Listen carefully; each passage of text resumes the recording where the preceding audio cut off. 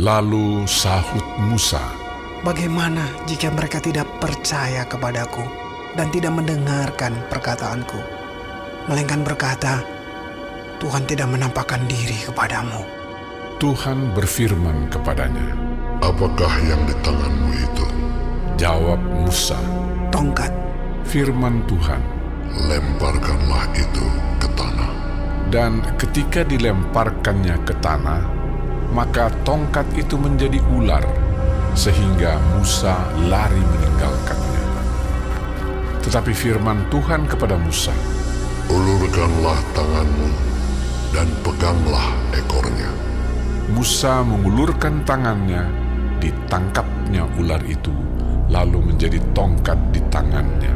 Supaya mereka percaya bahwa Tuhan, Allah nenek moyang mereka, Allah Abraham, Allah Ishak, dan Allah Yakub telah menampakkan diri kepadamu. Lagi firman Tuhan kepadanya, Masukkanlah tanganmu ke dalam bajumu. dimasukkannya tangannya ke dalam bajunya, dan setelah ditariknya keluar, maka tangannya kena kusta putih seperti salju. Sesudah itu firman-Nya, Masukkanlah tanganmu kembali ke dalam bajumu. Musa memasukkan tangannya kembali ke dalam bajunya, dan setelah ditariknya keluar, maka tangan itu pulih kembali seperti seluruh badannya.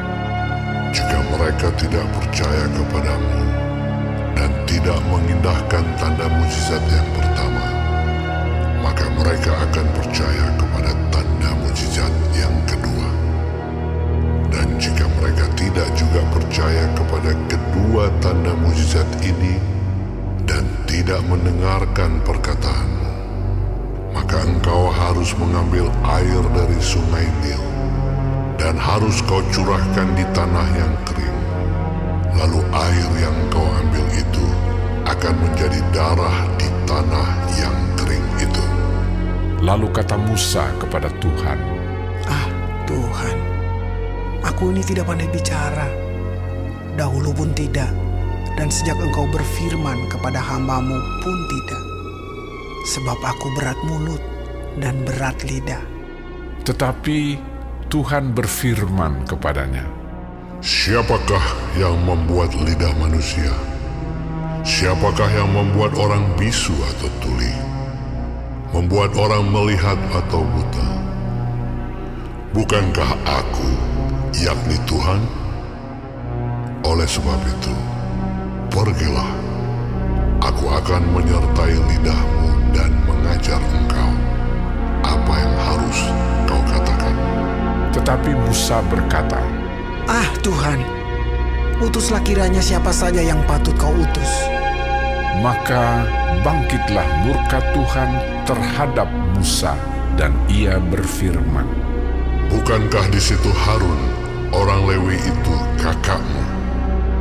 Aku tahu bahwa ia pandai bicara.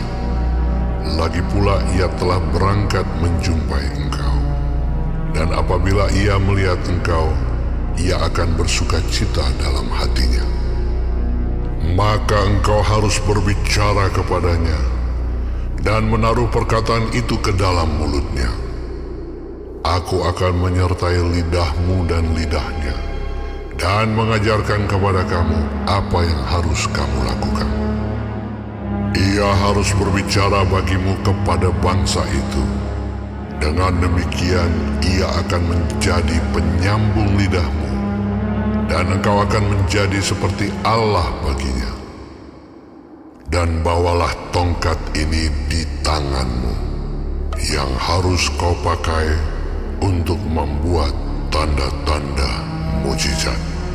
Lalu Musa kembali kepada mertuanya Yitro serta berkata kepadanya, Izinkanlah kiranya aku kembali kepada saudara-saudaraku yang ada di Mesir, untuk melihat apakah mereka masih hidup. Yitro berkata kepada Musa, Pergilah dengan selamat.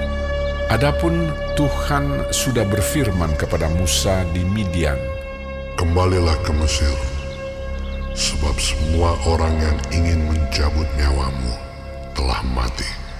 Kemudian Musa mengajak istri dan anak-anaknya lelaki, lalu menaikkan mereka ke atas keledai, dan ia kembali ke tanah Mesir, dan tongkat Allah itu dipegangnya di tangannya. Firman Tuhan kepada Musa, Pada waktu engkau hendak kembali ini ke Mesir, ingatlah, supaya segala mujizat yang telah kuserahkan ke dalam tanganmu, kau perbuat di depan Firaun. Tetapi aku akan mengeraskan hatinya, sehingga ia tidak membiarkan bangsa itu pergi. Maka engkau harus berkata kepada Firaun, beginilah firman Tuhan, Israel ialah anakku, anakku yang sulung. Sebab itu aku berfirman kepadamu, biarkanlah anakku itu pergi, supaya ia beribadah kepadaku. Tetapi jika engkau menolak membiarkannya pergi, maka aku akan membunuh anakmu, anakmu yang sulung. tetapi di tengah jalan, di suatu tempat bermalam, Tuhan bertemu dengan Musa dan berikhtiar untuk membunuhnya. Lalu Zipora mengambil pisau batu, dipotongnya kulit katan anaknya, kemudian disentuhnya dengan kulit itu kaki Musa sambil berkata, Sesungguhnya engkau pengantin darah bagiku. Lalu Tuhan membiarkan Musa, pengantin darah, kata Zipora waktu itu karena mengingat sunat itu. Berfirmanlah Tuhan kepada Harun, Pergilah ke padang gurun menjumpai Musa. Ia pergi dan bertemu dengan dia di gunung Allah, lalu menciumnya. Kemudian Musa memberitahukan kepada Harun segala firman Tuhan yang disuruhkannya kepadanya untuk disampaikan dan segala tanda mujizat yang diperintahkannya kepadanya untuk dibuat. Lalu pergilah Musa beserta Harun, dan mereka mengumpulkan semua tua-tua Israel.